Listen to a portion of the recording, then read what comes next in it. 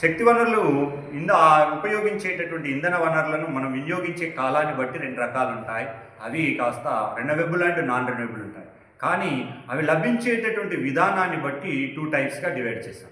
అది ఒకటి ఏంటి అంటే కనుక ఫొసిల్ ఫ్యూయల్స్ అని చెప్పేసి, నాన్ ఫొసిల్ ఫ్యూయల్స్ అని చెప్పేసి అంటాం. ఫొసిల్ ఫ్యూయల్స్ అనేటటువంటి ఏంటంటే భూమి పొరల నుంచి లభిస్తాయి మరియు వాటిని వినియోగించినప్పుడు వాటి నుంచి పవర్ శక్తిని జనరేట్ చేసినప్పుడు వాటి నుంచి గ్రీన్ హౌస్ గ్యాసెస్ రిలీజ్ చేస్తే వాటిని ఫొసిల్ ఫ్యూయల్స్ అని పిలుస్తుంటారు.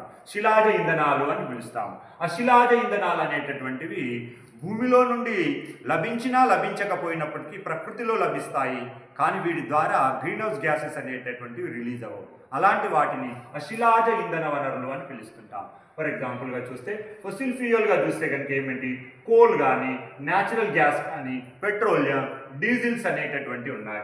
మరి నాన్ ఫొసిల్స్గా చూస్తే కనుక వీటికిగా చూసినట్టయితే కనుక సోలార్ ఎనర్జీ అనేటటువంటిది ఉంది, విండ్ ఎనర్జీ అనేటటువంటివి ఉన్నాయి, టైడల్ ఎనర్జీ అనేటువంటిది, గార్బేజీ ఎనర్జీ అనేటువంటి ఇవన్నీ నాన్ ఫొసిల్ ప్రకృతిలోనే లభిస్తాయి. వీటిని వినియోగించినప్పుడు కాస్త మనకు వాటి నుంచి గ్రీన్ హౌస్ గ్యాసెస్ అని రాదు. ఫర్ ఎగ్జాంపుల్గా చూసినట్టయితే ఇక్కడ అటామిక్ ఎనర్జీ అనేటటువంటిది, న్యూక్లియర్ ఎనర్జీ అనేటటువంటిది ఫొసిల్ నాన్ ఫొసిల్ ఫ్యూయల్ అని చెప్పేసి అంటే అటామిక్ అనేటటువంటిది మాత్రం అంటే న్యూక్లియర్ ఎనర్జీ అనేది మాత్రము నాన్ ఫొసిల్ ఫ్యూయల్ అవుతుంది, అశిలాజ ఇంధనం. ఎందుకంటే కనుక ఇక్కడ స్ప్లిట్టింగ్ ఆఫ్ ఆటమ్స్ ఉంటాయి, పరమాణువుల యొక్క విచ్ఛిన్నం అనేటటువంటి జరుగుతుంది, కానీ ఇక్కడ వాయువులు అనేటువంటి గ్రీన్ హౌస్ గ్యాసెస్ అనేటువంటి రిలీజ్ కావు. ఇవి నా యాజ్ ఆన్ 2026 జనవరి నాటికి వీటి కెపాసిటీ ఎలా ఉంది ఫొసిల్ ఫ్యూయల్స్ అంటే కనుక ఇట్ నియర్లీ 248.5 గిగావాట్స్గా ఉంది.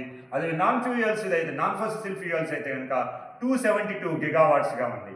మరి వాటి షేర్ ఎంత ఉంది మొత్తం ఈ ఫ్యూయల్స్ లోపల చూసినట్టయితే కనుక 47.7% షేర్ అనేటువంటిది శిలాజ ఇంధన వనరులు ఉంది, 52.5% అనేటువంటిది నాన్ ఫ్యూయల్. అంటే ఒకప్పటి నుండి ఇప్పుడు నాన్ ఫొసిల్ ఫ్యూయల్ వైపు ఒక అడుగు వేయడం అనేటువంటి జరుగుతుంది.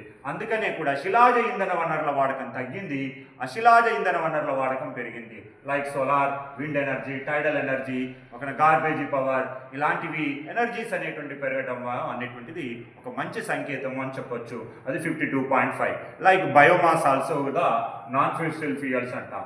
ఇందులో దేని వాటా ఎంత ఉంది నాన్ ఫొసిల్ ఫ్యూయల్స్ లోపల, అశిలాజాల లోపల చూస్తే సోలార్ ఎనర్జీ యొక్క వాటా షేర్ అనేటువంటి 27%గా ఉంది, విండ్ ఎనర్జీ అనేటువంటిది 10.5% ఉంది, హైడ్రోలాజికల్ ఎనర్జీ అనేటటువంటిది కూడా అంటే జల విద్యుత్ శక్తి అనేటువంటిది కూడా నాన్ ఫొసిల్ ఫ్యూయల్